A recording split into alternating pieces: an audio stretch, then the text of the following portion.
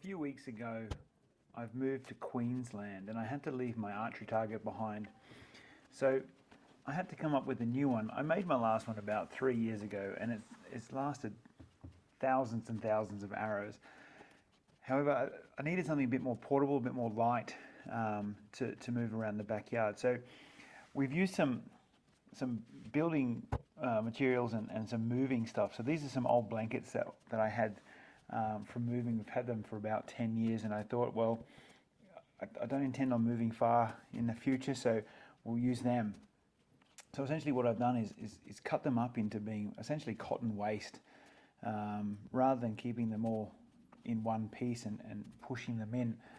By cutting them up into strips, I found that you were able to sort of control the density of the packing in the milk crate a little bit, and that really helped with off-centered shots. You know, you can get the middle part quite right, but it's quite difficult to get the same sort of effort into the corner, sort of the density into the corner.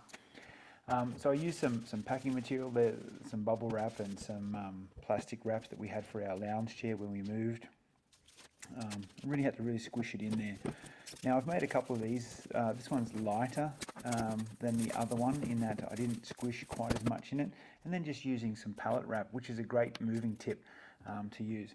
So, you know, I shoot 65 pounds. I have 680 grain arrows, got 200 tips in them and stuff like that.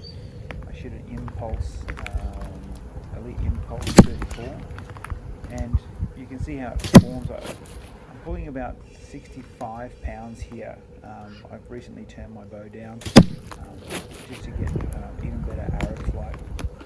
But as you can see, they do a really great job of stopping relatively heavy arrows. Out of a fairly long draw, I've got a 31 inch draw, I think, and they pull out fairly easily.